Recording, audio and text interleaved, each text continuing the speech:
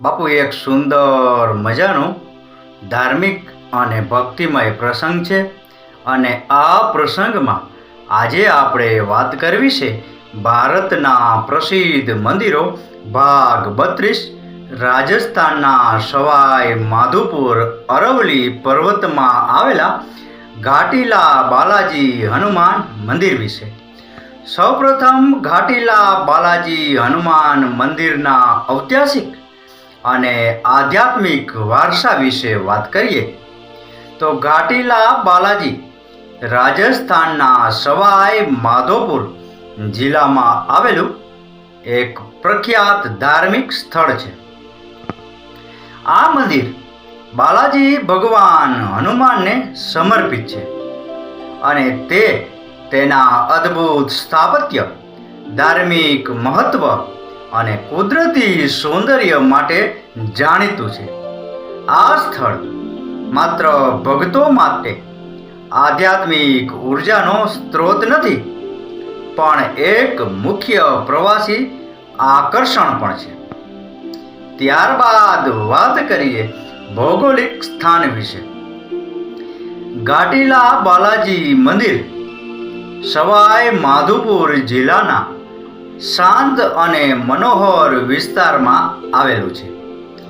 અરવલ્લી પર્વતમાળાના ખોળામાં આવેલું તે અદ્ભુત કુદરતી સૌંદર્ય પ્રદાન કરે છે. મંદિર સુધી પહોંચવા માટે સારા રસ્તા અને પરિવહન સુવિધાઓ ઉપલબ્ધ છે. તે સવાઈ માધોપુર રેલવે સ્ટેશનથી આશરે 20 કિલોમીટર દૂર છે.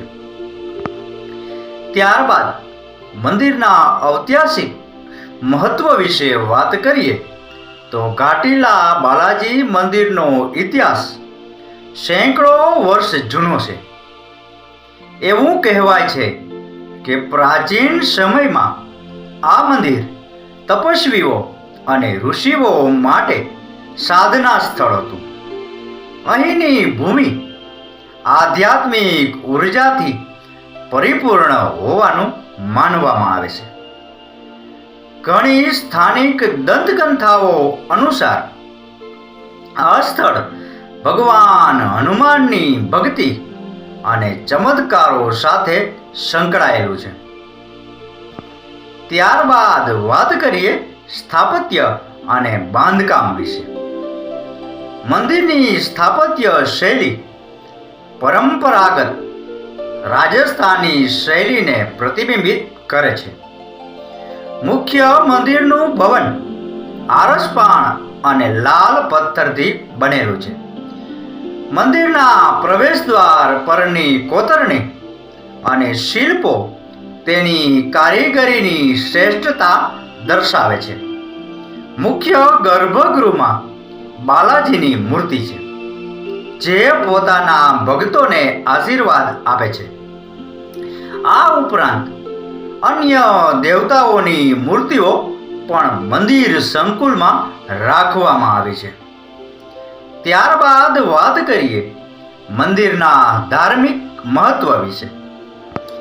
ઘાટીલા બાલાજી મંદિર ભક્તો માટે ખાસ ચમત્કારિક માનવામાં આવે છે. ભક્તો અહીં પોતાની મનોકામનાઓની પરિપૂર્ણતા માટે પ્રાર્થના કરવા આવે છે. દર મંગળવાર અને શનિવારે અહીં ભક્તોની મોટી ભીડ જોવા મળે છે, કારણ કે આ દિવસ ભગવાન હનુમાનની પૂજા માટે ખાસ માનવામાં આવે છે. ત્યારબાદ વાત કરીએ મંદિરના કુદરતી સૌંદર્ય વિશે. મંદિરની આસપાસનું વાતાવરણ શાંત અને મનોહર છે.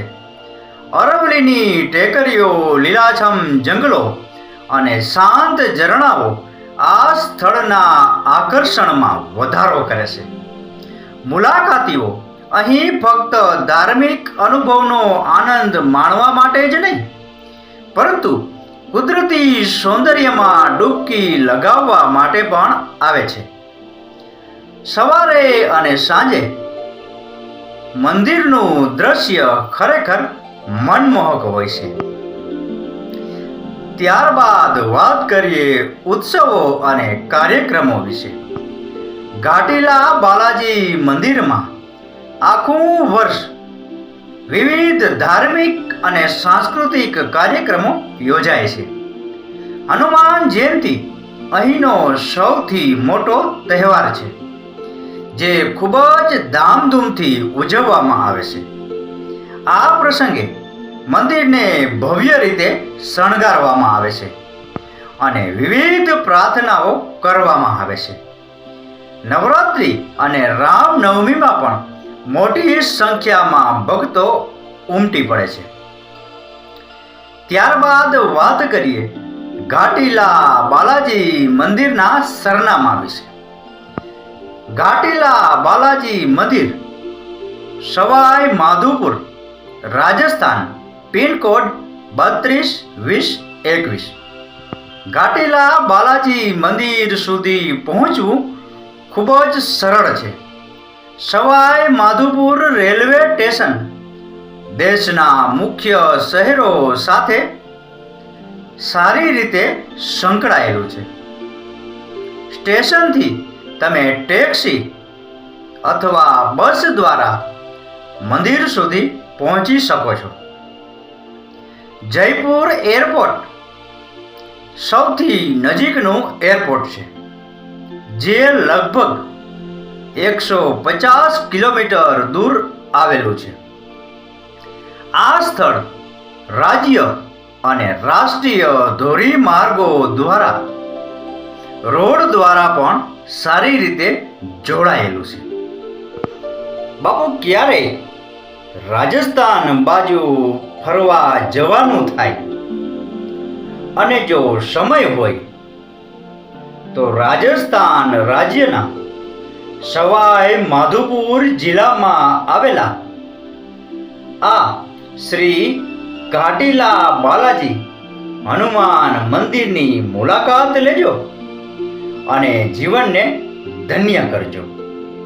તો બાપુ, આ હતો ભારતના પ્રસિદ્ધ મંદિરો ભાગ 32, રાજસ્થાનના સવાઈ માધોપુર અરવલી પર્વતમાં આવેલા ઘાટીલા બાલાજી હનુમાન મંદિર વિશેનો પ્રસંગ. આ પ્રસંગ, આ કથા, આ વાર્તા પૂરેપૂરી સાંભળી એ બદલ આપનો ખૂબ ખૂબ આભાર. આપનો દિવસ શુભ રહે. મહાદેવ હર.